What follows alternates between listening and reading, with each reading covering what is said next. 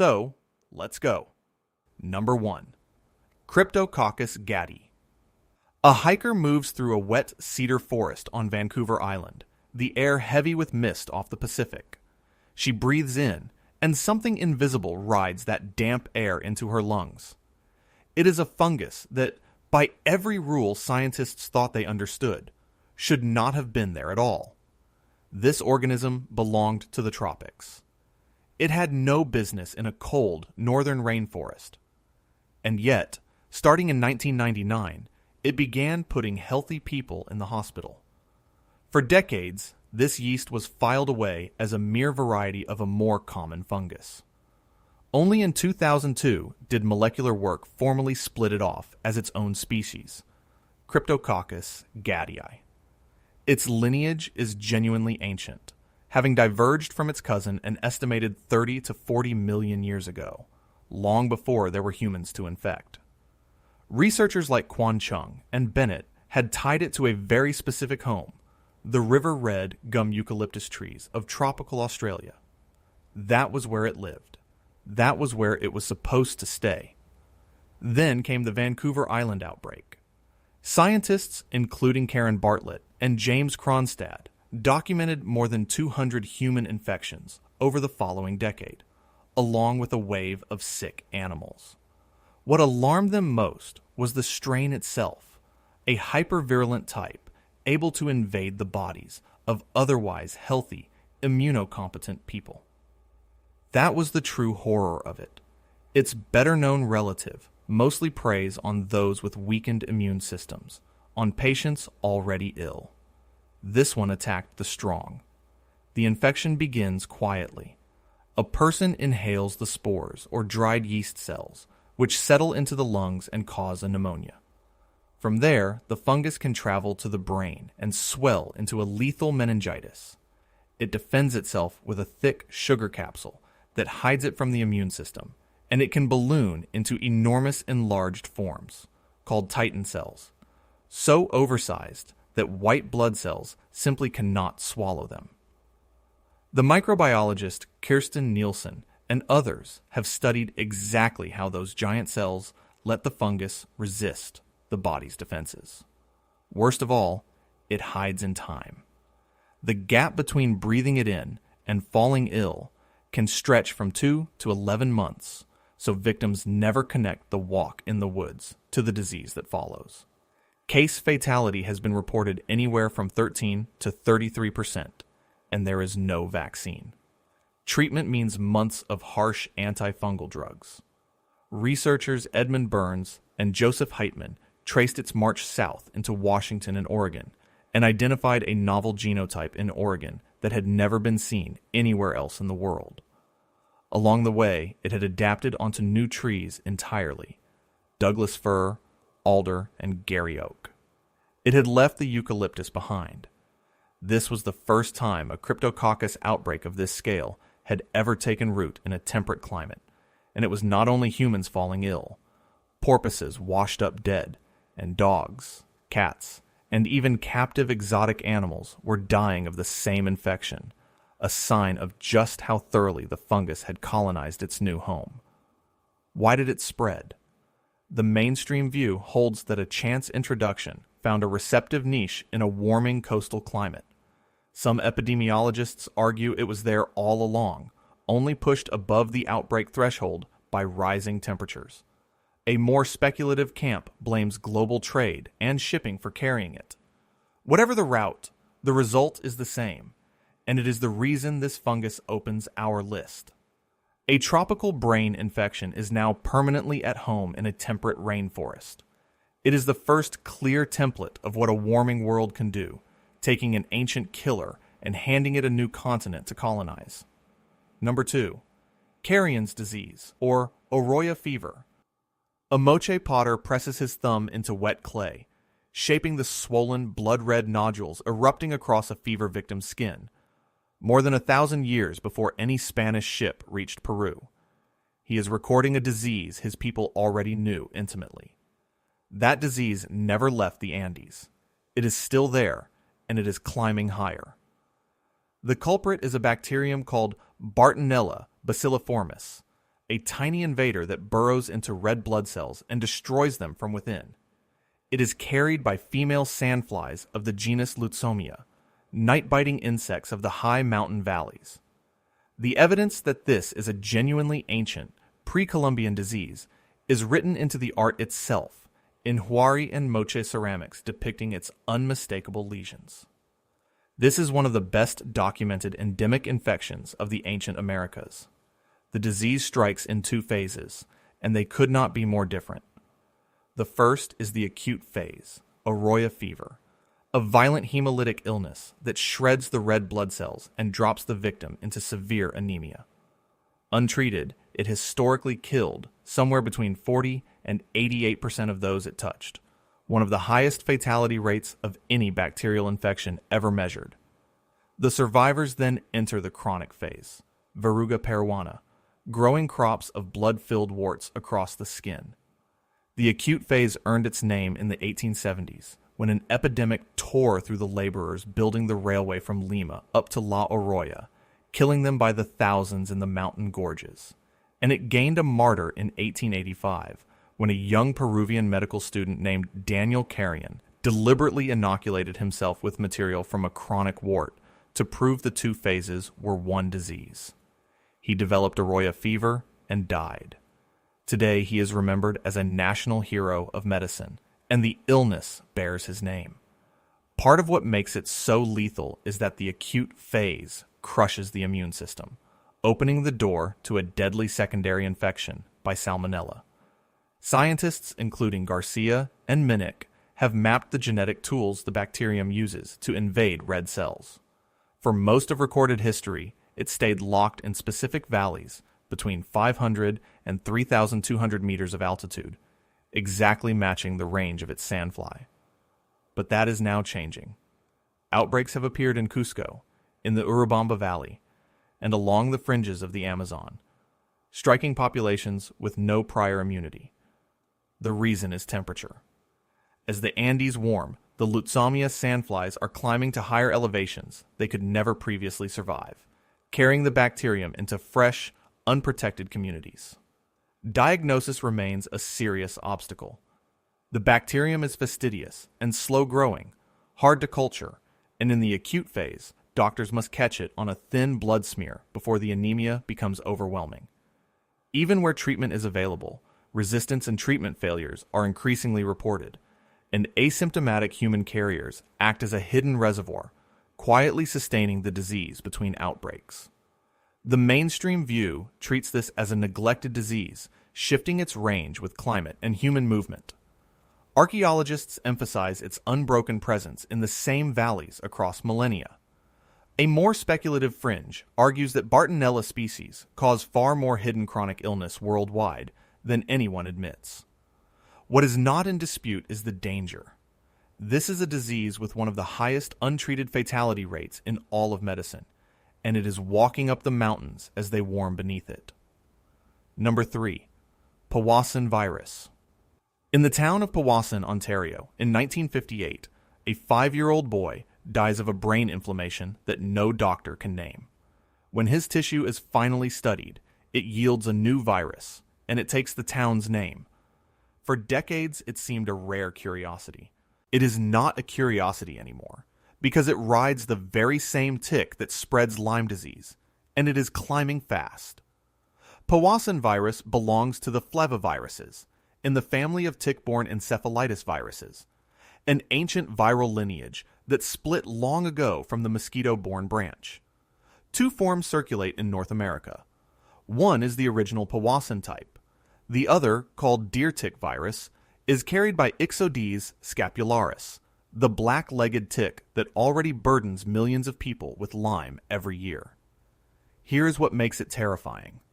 Lyme bacteria usually need a tick to stay attached for 24 to 48 hours before they transmit. Powassan can pass into the bloodstream in as little as 15 minutes. There is no antiviral drug that works against it, and there is no vaccine.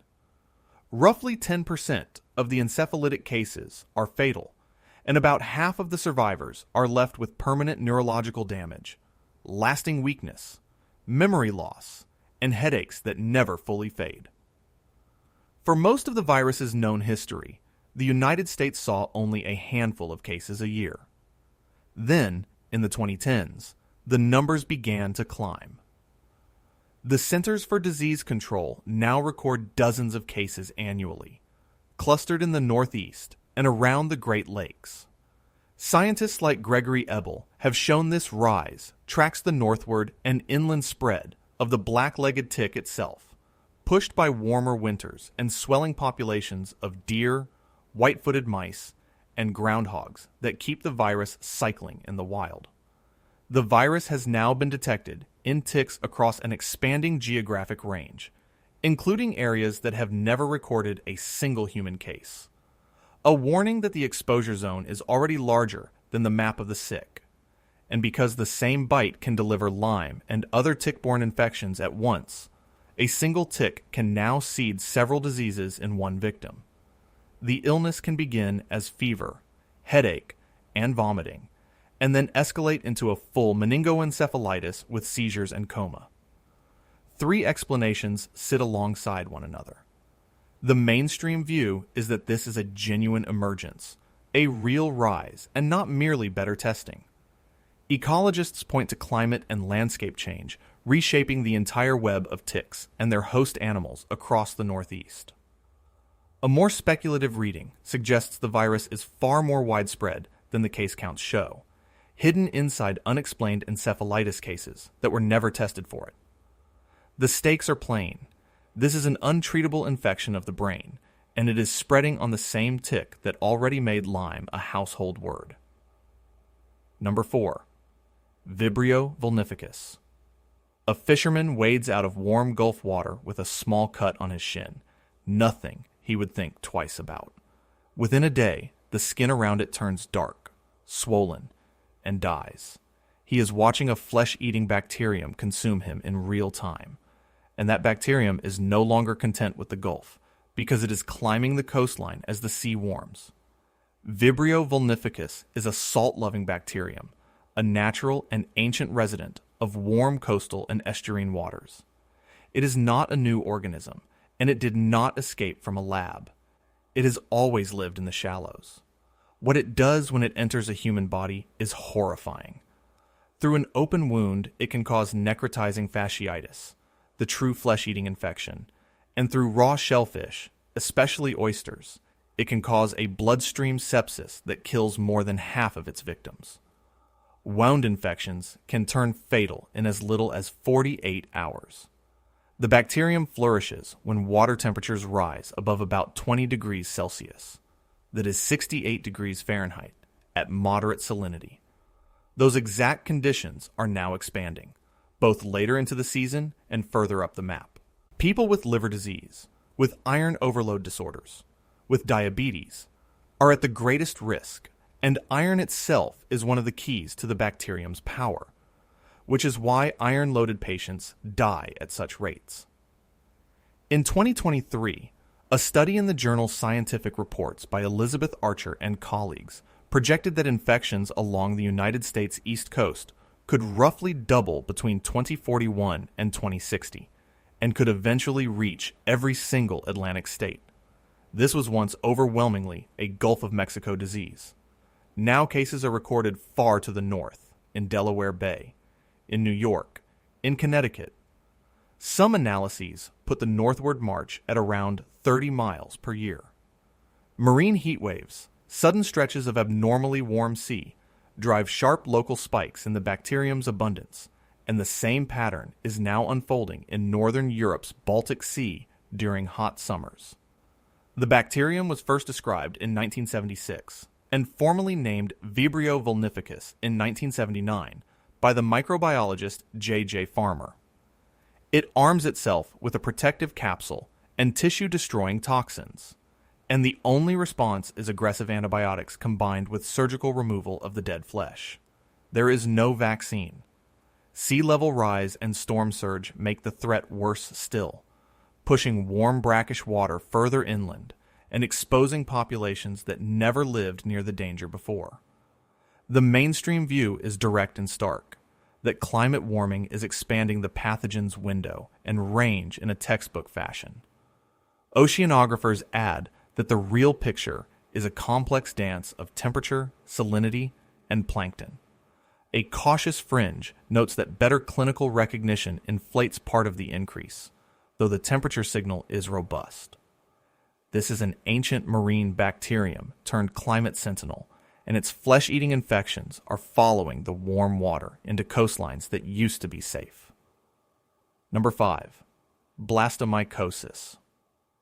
At a paper mill in Wisconsin in 2021, more than 100 workers fall ill at once, their lungs seeded by spores kicked up out of disturbed riverbank soil.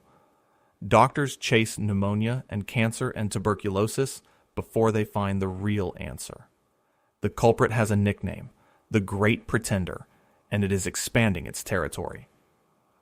Blastomycosis is caused by dimorphic soil fungi, ancient organisms that live in moist, acidic earth, thick with decaying leaves, usually near rivers and lakes. It was first described by Thomas Gilchrist in 1894, which is why it was long called Gilchrist's disease. A person breathes in the spores when soil or leaf litter is disturbed, and inside the warm body, those spores transform into an invasive yeast. The reason it is called the Great Pretender is that it mimics so many other illnesses: ordinary bacterial pneumonia, tuberculosis, even lung cancer. Physicians are sent down the wrong path again and again, and the delay costs lives. Case fatality runs from 4 to 22% depending on severity, and when the fungus disseminates, it can attack the skin, the bones, and the central nervous system. Classically, the disease belonged to the Ohio and Mississippi river valleys, the Great Lakes, and parts of Canada, but its map is being redrawn. Confirmed cases have now appeared in New York, in Vermont, and in other northeastern states, well outside the historical zone. The 2021 Wisconsin mill outbreak, sickening over 100 people, showed how a single soil disturbance can trigger a mass event. Dogs, highly susceptible to the fungus, often fall ill first and act as sentinels, warning that the organism has arrived in a new place. Warming temperatures and shifting rainfall are thought to move the moist soil niche the fungus depends on. Diagnosis relies on culture, antigen tests, and tissue study, but the mimicry keeps delaying the correct call, and treatment can mean months of antifungal drugs, itraconazole for milder disease, and amphotericin B for the severe. There is no vaccine, and there is no reliable way to survey the environment and locate the fungus before it strikes. The disease does not spread from person to person, which means every single case represents a fresh exposure to contaminated ground, a direct fingerprint of where the organism now lives. 3 views frame it. The mainstream sees an under-recognized endemic infection quietly enlarging its footprint.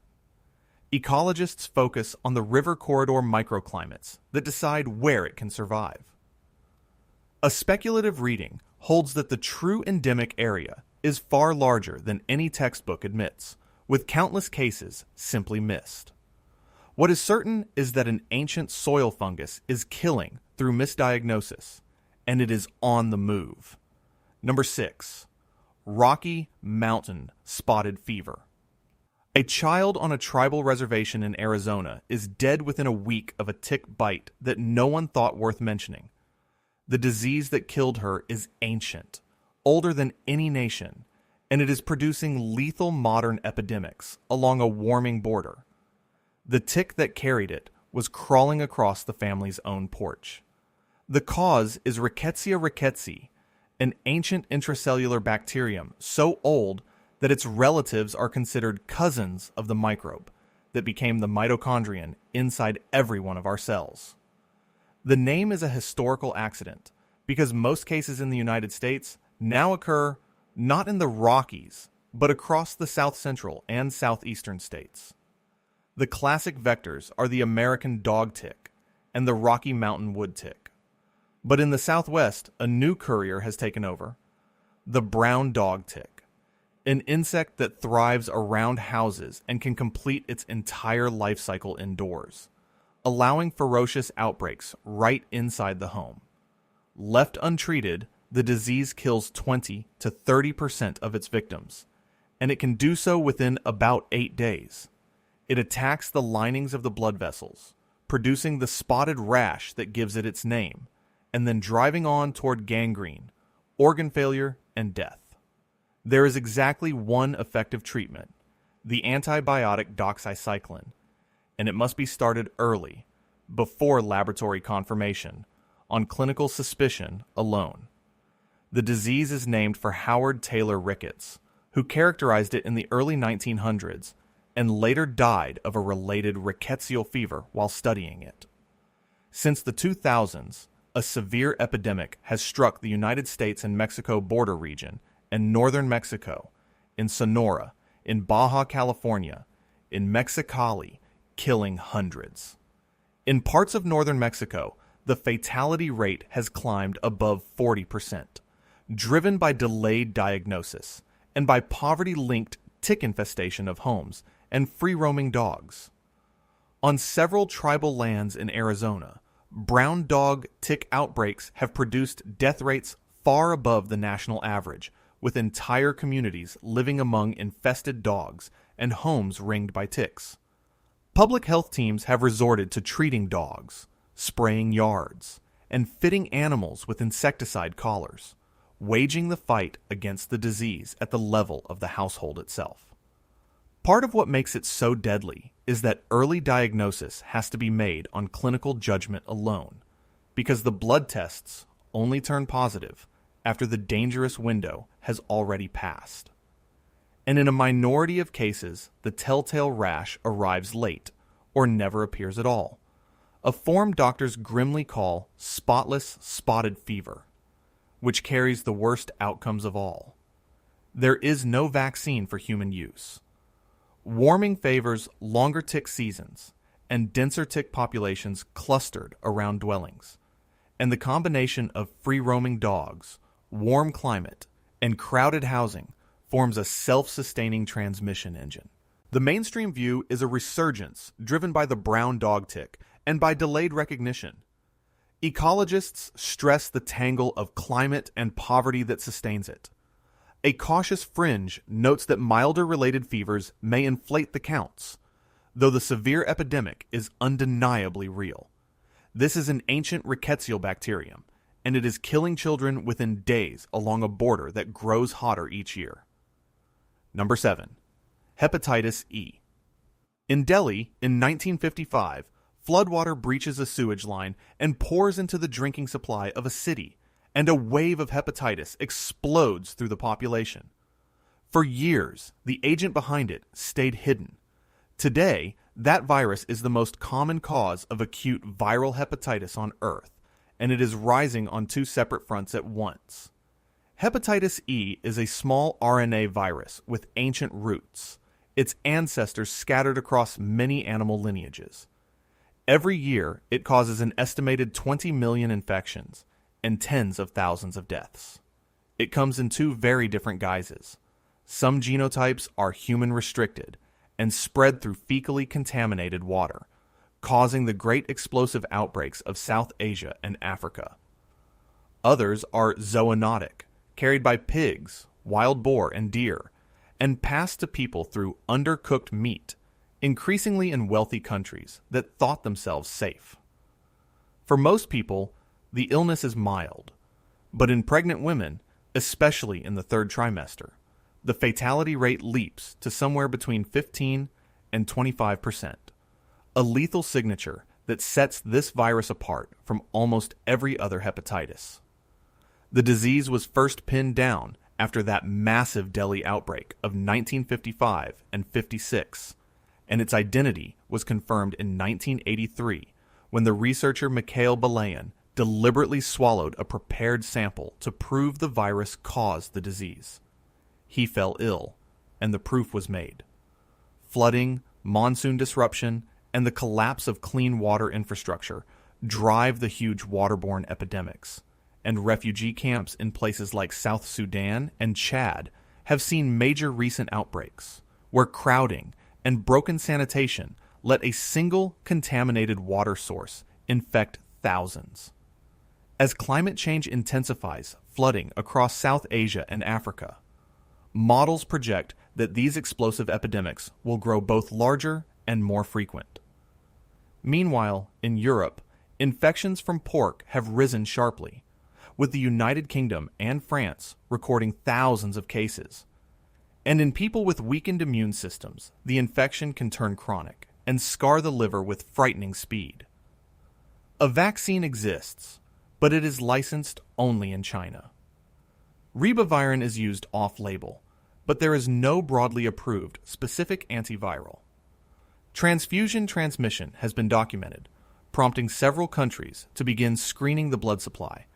And as warming expands the ranges of wild boar and deer across temperate regions, the animal reservoir that feeds the foodborne form only grows larger. The mainstream view is of a hugely under-recognized global pathogen whose burden is rising with climate, sanitation stress, and animal reservoirs. Epidemiologists point out that this is really one virus causing two distinct diseases, a waterborne epidemic illness and a foodborne zoonosis. A speculative fringe proposes it plays a far larger hidden role in unexplained liver and nerve disease than anyone recognizes. What is clear is that an ancient virus is surging with every flood and every warming boar range, and it kills the vulnerable at rates few diseases match. Number 8. Chikungunya. On the island of La Réunion in 2005, a third of the entire population is bent double, unable to straighten their joints against a searing pain. A single tiny mutation has just set an ancient African virus loose upon the temperate world. A mosquito lifts off a veranda at dawn, and the epidemic spreads. The virus is an alpha virus, and its name comes from the Makonde language of the Tanzania and Mozambique borderlands, meaning to become contorted, a description of the stooped posture of its sufferers. It was first isolated during an outbreak in 1952, but its origins as a forest virus of Africa run far deeper. It causes fever and a severe joint pain that can linger for months, even years, long after the infection itself has cleared. The turning point came around 2005, when the virus acquired a single amino acid change, alanine to valine, at a specific position in one of its surface proteins. That one change let it transmit efficiently through a new mosquito, the Asian tiger mosquito, a cold-tolerant species able to live far outside the tropics. That is the pivot on which everything else turns. The mutation powered the explosive Indian Ocean epidemic of 2004 through 2007. On La Réunion alone, roughly a third of the entire island's population was infected, a scale of attack almost unheard of for a mosquito-borne disease. By 2013, the virus had reached the Caribbean, and from there it swept across the Americas, racking up more than 1 million suspected cases across the hemisphere within 2 years. Dense cities feed the fire, because urbanization and the water, stored in countless containers, give the tiger mosquito ideal breeding habitat, right among millions of people. And where the same mosquitoes also carry dengue and Zika, the three diseases circulate together and blur into one another, making diagnosis a guessing game. The Asian tiger mosquito has now pushed deep into temperate Europe and North America, and locally acquired outbreaks have already struck Italy in 2007 and again in 2017, and France. This is no longer a purely tropical disease. 2 vaccines have recently been approved, a major milestone, but they are not yet widely deployed, and warming climates keep lengthening the mosquito seasons that carry the virus. Scientists distinguish several lineages of the virus, West African, East Central South African, and Asian, and debate continues over whether the crippling chronic arthritis reflects lingering virus or an immune system thrown into disorder. The mainstream view is that the virus's evolution and the spread of its vector make wide temperate outbreaks increasingly likely. Entomologists single out the shift to the tiger mosquito as the pivotal event, Whatever the details, the stakes are unmistakable. This is an ancient African virus that sat one mutation away from the wider world, took that step, and is now poised for outbreaks across a warming, mosquito-rich north. Number 9. Japanese encephalitis. In a piggery in southeastern Australia in 2022, a mosquito-borne brain virus surfaces thousands of kilometers from anywhere it was ever supposed to be. A single wet season has carried a killer across a line it had never crossed. A Culex mosquito lifts off a flooded rice paddy at golden hour, and a continent's assumptions collapse. Japanese encephalitis virus is a flavivirus, a close cousin of West Nile and dengue, and its lineage is ancient, tracing back to the region of Indonesia and Malaysia before it radiated across Asia. It is the leading cause of vaccine-preventable viral encephalitis on that continent, responsible for an estimated 68,000 clinical cases every year. Its cycle runs through Culex mosquitoes, water birds, and above all pigs, which amplify the virus, and the flooded rice paddies of Asian agriculture give the mosquitoes a perfect nursery. The disease is a strange kind of lottery. Only about 1 in 250 infections produces symptoms at all. But among those that do, 20 to 30% are fatal, and up to half of the survivors are left with permanent neurological damage. In endemic regions, it falls hardest on children under 15 wherever vaccination is incomplete. Then came 2022. The virus appeared across piggeries in multiple states of mainland southeastern Australia, an unprecedented event far outside its usual range. A single earlier case had once shown up on the Tiwi Islands and in the Torres Strait, but this was a true geographic leap onto the mainland, and it was linked to unusually wet La Nina conditions that swelled mosquito and waterbird populations across the country. Health authorities scrambled to test piggeries and roll out vaccine to those most exposed, because the virus had crossed into a nation that had never had to reckon with it before. Effective vaccines exist, both inactivated and live attenuated forms, and they have sharply cut cases in Japan, South Korea, and China. Over recent decades, scientists have also tracked a shift in the dominant genotype of the virus across Asia. Diagnosis leans on a specialized antibody test of the spinal fluid or blood, and once the encephalitis takes hold, there is no specific antiviral to fight it, only supportive care while the brain either recovers or does not. Warming temperatures and changing rainfall are projected to extend the suitable habitat for the mosquitoes and their hosts still further. The mainstream view is of a well-characterized encephalitis virus expanding with climate and agricultural change. Ecologists emphasize the pig, mosquito, and bird triangle that decides where it can take hold. A more speculative question hangs over it, whether the virus might now establish itself permanently in a new continent like Australia. The stakes are severe. This is an ancient Asian killer that colonized new ground in a single wet year. Number 10. West Nile virus. At the Bronx Zoo in 1999, crows are falling dead from the sky, and captive birds are dying in their enclosures, as an African virus makes landfall in America for the first time. Within 5 years, it will cross the entire continent. It is the recognition anchor of this whole list, the ancient disease that everyone now half remembers, and it grows worse with every hot summer. West Nile virus is a flavivirus, first isolated from the West Nile district of Uganda back in 1937, and it belongs to the same ancient family as Japanese encephalitis. Its natural cycle runs between Culex mosquitoes and birds, with humans and horses caught only as incidental, dead-end hosts. When it arrived in New York City in 1999, part of what cracked the case was that wave of dying birds, investigated by the veterinary pathologist Tracy McNamara, who noticed the zoo's crows and exotic birds perishing alongside the human patients. Most people who catch it never know. Around 80% of infections cause no symptoms at all, but roughly 1 in 150 develops severe neuroinvasive disease, a meningitis, an encephalitis, or a sudden paralysis, and that neuroinvasive form kills about 10% of those it strikes, leaving many survivors with lasting deficits.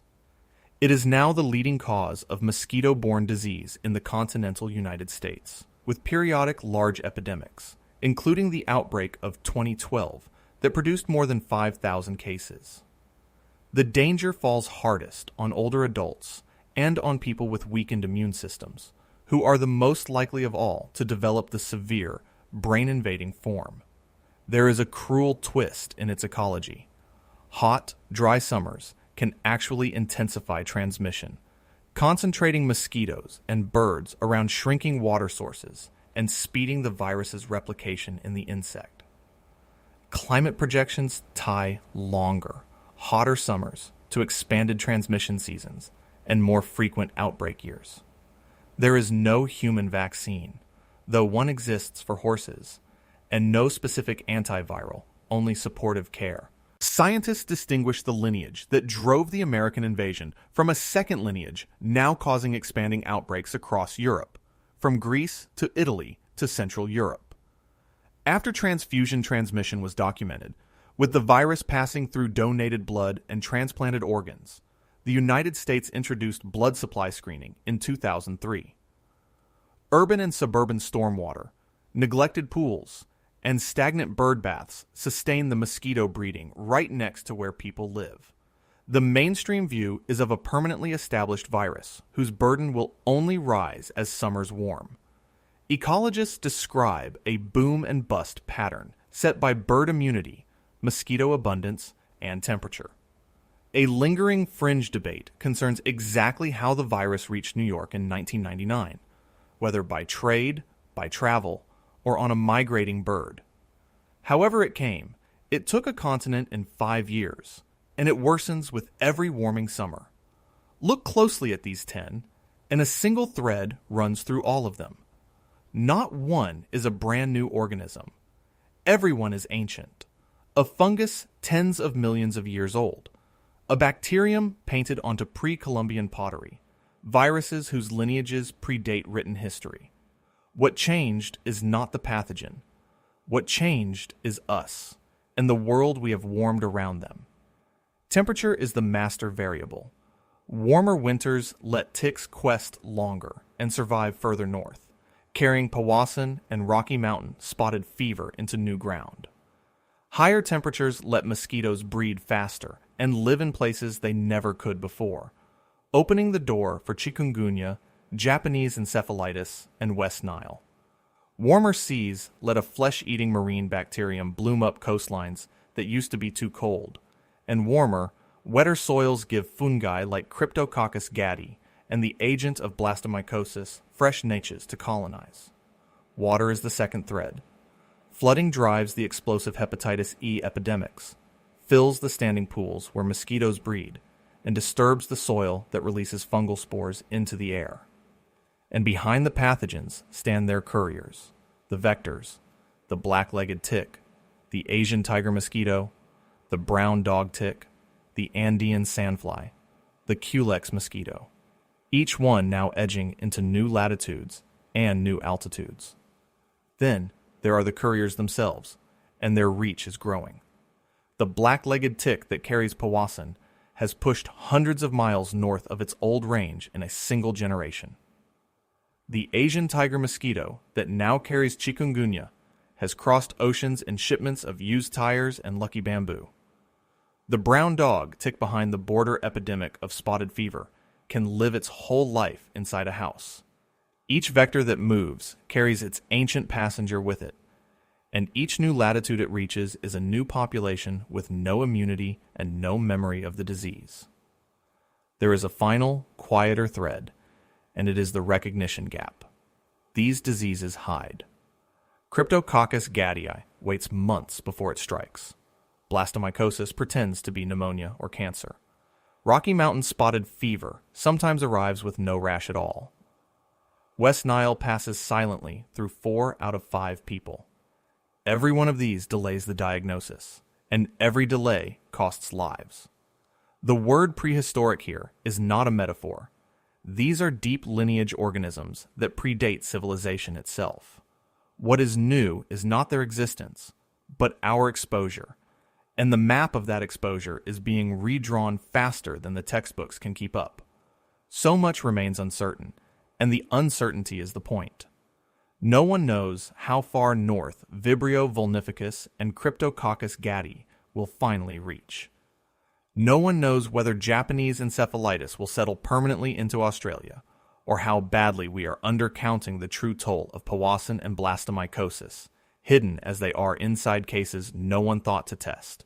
There is no environmental monitoring that can find these fungi in the soil before an outbreak, and the blood tests for Rocky Mountain spotted fever only turn positive after the deadliest window has already closed. Yet we are not helpless. We have doxycycline, which can stop a rickettsial infection cold if given in time. We have vaccines now for Japanese encephalitis, and, at last, for Chikungunya. We have blood screening for West Nile and Hepatitis E, and we have the oldest tool of all, the knowledge of how these diseases move, which lets us cover our skin, cook our meat, and stay out of warm water with an open wound. The single greatest weapon against all of them is simply awareness. A doctor who thinks of the right disease in time. A traveler who knows the risk. A public health system watching the edges of the map for the next arrival before it becomes an outbreak. The uncomfortable truth threaded through every item on this list is that none of these illnesses was ever truly gone. They were not defeated and buried in the past. They were waiting, patiently, at the cold and dry and inhospitable edges of the habitable world, held back by nothing more than climate. And we are the ones widening those edges, year by warming year, opening doors that had been closed since before we built our first cities. If the deep past still has questions for you, there's another investigation waiting on your screen right now, and subscribing keeps them coming.